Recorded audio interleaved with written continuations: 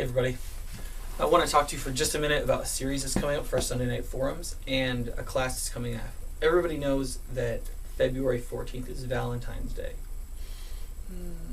where we all re-fall in love and so on and express our love by buying expensive dinners for each other. Here's the way the church is going to try and do something about this whole love, sex, genders thing.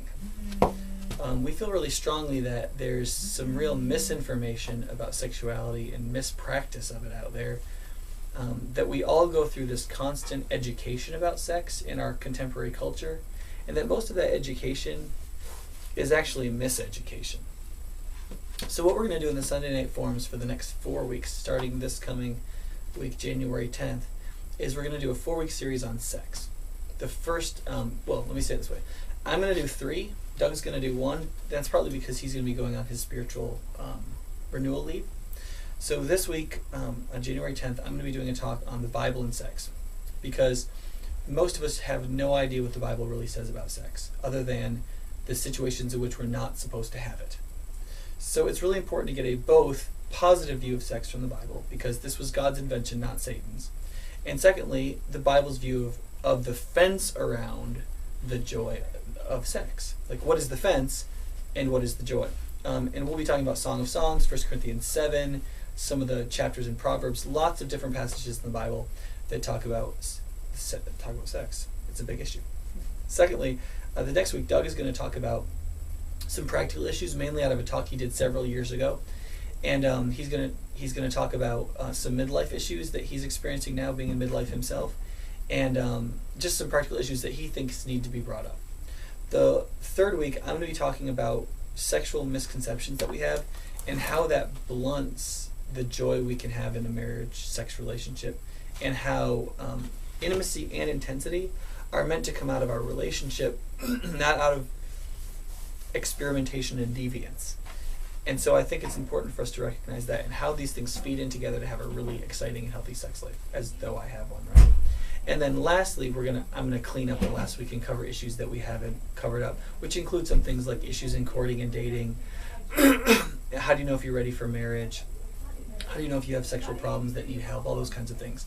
Things that may not fit in. Now the cool thing about this is that all of these Sunday night forums are gonna start at 5:30. All of them, 5:30, not 6, 5:30.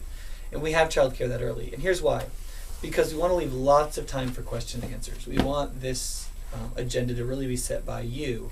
So we're going to set the stage for a 30 or 35 minute talk, 5:30 to 6:05. And then we're going to receive questions from whoever comes, either by writing it anonymously on cards, sending text messages to our phones anonymously, or by standing up and asking the question, whichever you like. And so about 50 minutes we'll just be going back and forth on question and answer and sharing wisdom as best we can. Now, that'll lead us right up to the week before Valentine's Day. The week after Valentine's Day, the marriage course is going to start, which is a kind of the alpha course. And it's a course designed to help marriages grow in intimacy and strength and so on, both if they're troubled or if they're not troubled. Here's the way the marriage course works. You come and you have a dinner together.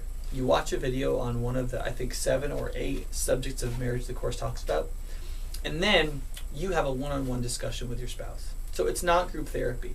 It's not the ladies and the dudes getting dragged in front of everybody else. And there's one couple that's always complaining about their relationship and nobody ever gets anywhere because you're trying to do group therapy with someone who's not qualified to be a group therapist. No, what happens here is that you get to watch the video and then you reflect on it with your spouse in a context that is both private and not private. It's private enough that nobody can hear what you're saying, but it's public enough that you can't just scream at each other because other people are in the next room.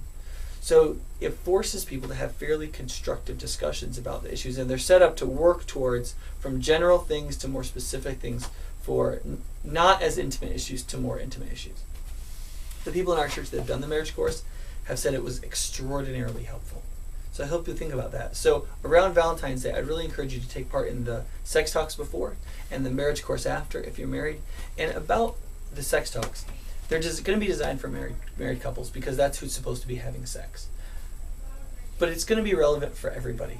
And we also hope that families that are having trouble teaching their teenage kids about sex, that you would use these talks. Bring your kids to these talks and let them start a discussion on sexuality or questions or ways of thinking about this they might have. Especially bring them to the first talk about what the Bible really says about sex. It's really important that teenagers don't see the church as against sex and the culture as for it, because guess who they're going to go with, right? They need to hear what the Bible has to say about it. So take advantage of these Sunday night forums at 5:30 for the next 4 weeks, and then after Valentine's Day, plan on taking advantage of the marriage course. You'll hear about signups on Sunday.